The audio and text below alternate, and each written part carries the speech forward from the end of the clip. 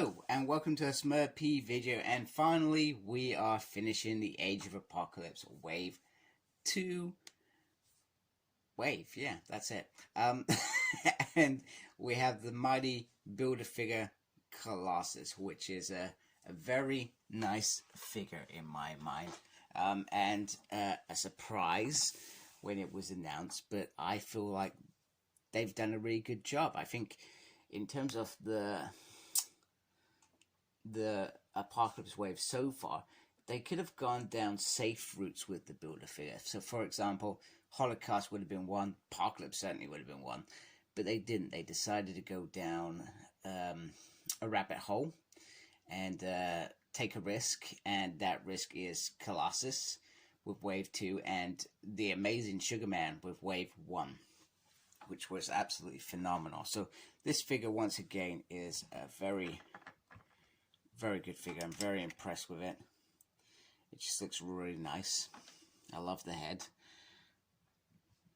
And what this figure does allow, which most people have obviously alluded to, if you wanted that 80s Colossus where he just used to wear red pants, and before that he had the red sort of outfit, I feel like they could easily achieve this. There is no reason why they shouldn't achieve this. Hell, I would take a Colossus Juggernaut at some point. That would be the ultimate thing. It comes with, so he's got the little bits on the back of his mask. I have no idea why he wore a mask, because it's not like you know who the hell he is. I guess it was a symbol. Some beautiful details on there. Nice X on there. So him and Kitty were the teachers of Gen X. However, Colossus's rage drove him on a mission with those children to save his little sister, and resulted in a tragic death. So for those that haven't watched it, you may want to skip a few seconds. So during one scene, this is in the final battles, etc. In his rage and madness, Colossus tries to stop him from charging back into a situation. I can't remember if it was to save Ileana or something. It was around his sister, and he expected her to phase. She didn't phase, and he brutally murdered the woman that he loved. And you gotta remember, this is a relationship in 616 we have been reading either for generations at this point, or like me, we were very new, but it was a relationship that blossomed, you know, from two almost adolescents. You know, Colossus was a bit older, she was a bit young, but, you know, they loved each other. And, you know, for reasons they split up, etc. And it was, I think it was only in Joss Whedon's thing that they actually got together properly. So it was a shocking scene for those of us that were reading it. Even me reading it in 2006, I was like, what the? Do you know what I mean? That was something you could never do in the normal world. It was a alternative reality world. So the head does go around, all the way around. Looks up only a little bit, really. The armkin is hindered by this piece, but once again, it doesn't exactly go up fully anyway. It will be hindered going around, but you can get to go around. So this would be, oh, knocking off. That's really tough to get around. I've actually pulled it out. Okay, let's get that back in. Right, anyway, so we just pulled the back things off. We pulled the arm out. So just be careful. It's a Build-A-Figure. If the arm pops out, you just pop it back in. But I wouldn't recommend you do that too much. I feel like if you do things like that too much, you end up weakening the joint. Then he does look like he's got a two arm, but it is very tight, very restricted because of the big metal muscles.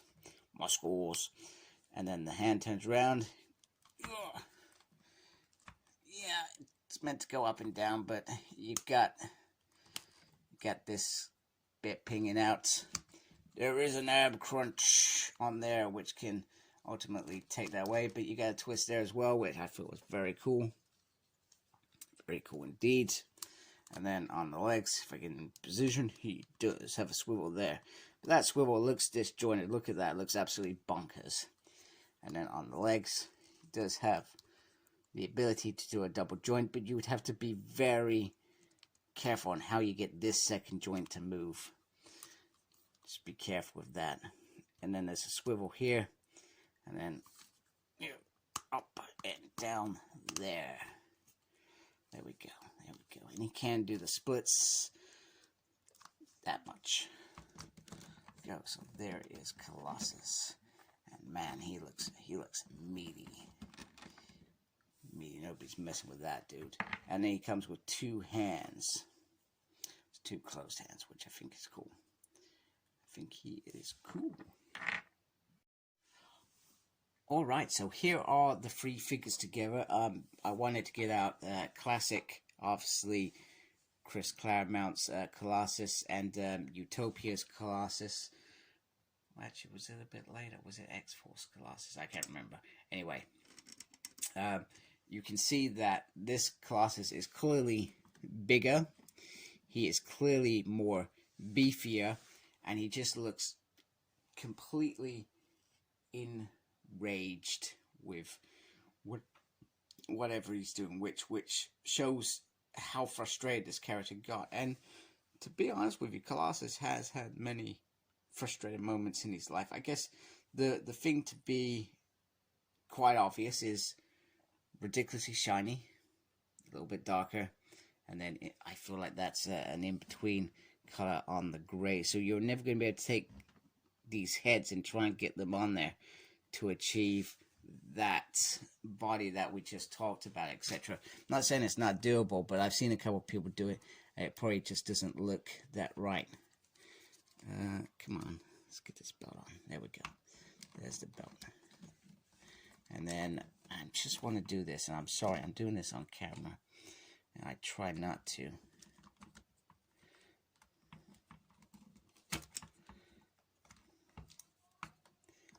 Don't ask me why I'm doing this on camera. I shouldn't do this on camera. I just wanted to try and get this piece going. Just need that foot to go in there, really. That foot goes in there. Then it's a little bit better.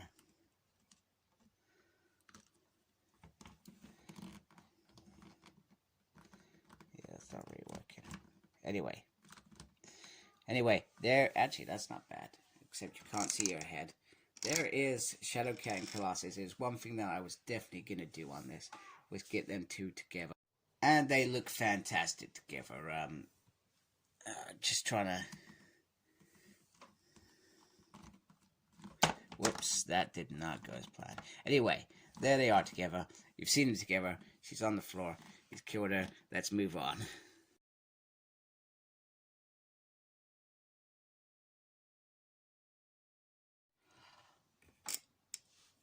Okay, so this is one for one of my super fans. So, David Molina, I hope that I pronounced your second name. I really do, mate, because we know that I'm crap at pronunciations, and I do like to get names correct. They are important. Your name's important, David. So David asked me to do something a bit different. So usually I just show them together and that's it. But this time I wanted to show you what was my worst figure and what's my best figure off this wave. So my first figure, my first worst, so worst from best. So at the bottom of the pile is Legion. Now, although Legion is a great addition to this team, I really felt like Hasbro didn't go all out with this figure. We should have had different heads. We should have had some real quality effects. And in some ways, this perhaps should be part of some sort of deluxe set, etc. But they didn't. They've just given us a simple body, a simple head, and a couple hands. And it was easily the weakest in here. Although I am pleased to have a Legion in his scrubs doing this. There could have been a little bit more. However, I do feel that Hasbro will give us another Legion figure with all that crazy stuff, because it makes sense and it's good business sense. So from that, I've got to give them, I don't know, something to say that I know that they're going to give us another Legion figure and they'll do better. Now, next up. Now, this is a surprise to me because I could easily, because I love the character, take him and put him in on a pedestal as I do. But it's the Cyclops figure. Now, although I do like the fact that he has the hair, he does have the outfit.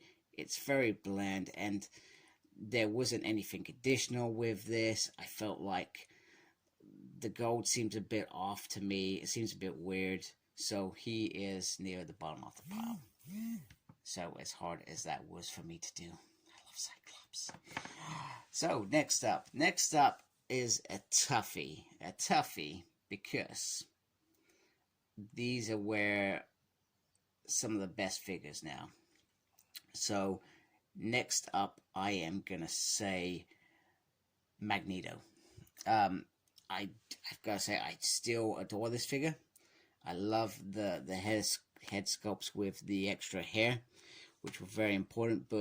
And they do get the blend very well in terms of what his outfit should be. It is the perfect outfit, but it's not his fault that he's got a simple costume. He goes for a simple costume, and they've obviously got the Apocalypse chain thing going on. He does come with some effects and an extra head, so he is a bit better than the previous figures that we've seen.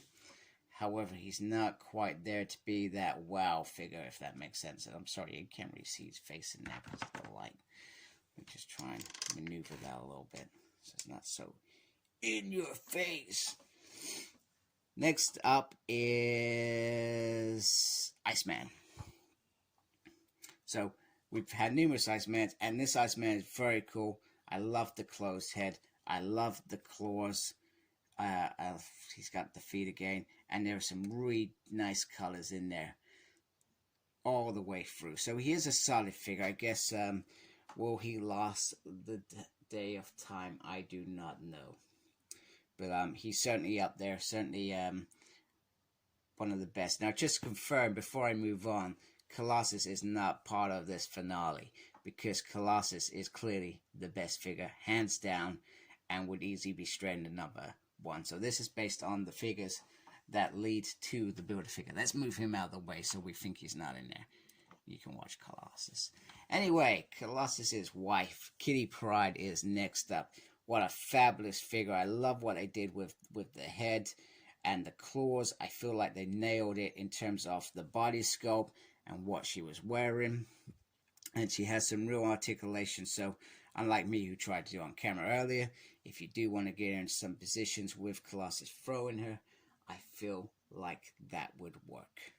Now, who made it to the top? Okay. Next up is Sabretooth. That's right, Sabretooth.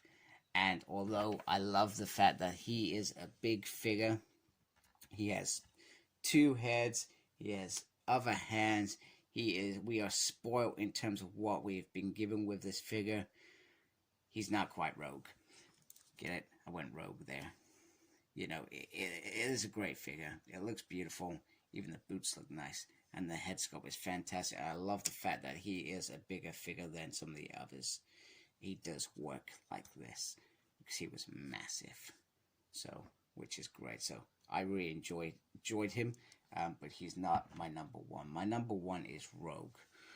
Rogue is, I don't know what it is. Just a stunning representative of the character that I love in the Age of Apocalypse storyline. The colors are vibrant, and they all stand out really nicely and work really well. So, I really like that. So, David, I hope you like that. Let me know what you think. Maybe I need to do more. Let's keep her in there so you got something to watch. Maybe I need to do something different when I'm reviewing them. Maybe have categories. Is it based on accessories? Is it based on colors? All those sort of things. So you've given me a lot of food for thought, and I hope you like that, and that was what you wanted to see from me. Alright, so just to wrap up this Build-A-Figure goodness, we have got Wave 1, Wave 2, and that amazing Holocaust Build-A-Figure back from Toy Biz, or did Hasbro do that? I can't remember. Anyway, so I've split it into Astonishing X-Men there, Drips and Drabs there, Villains there, and then Apocalypse there, and Legion saying, hey, look what I created, Dad. Brilliant. Anyway, if you like my stuff, please subscribe to my channel. I really appreciate you watching. Take care of yourself, very important, and embrace the geekiness. Goodbye, folks.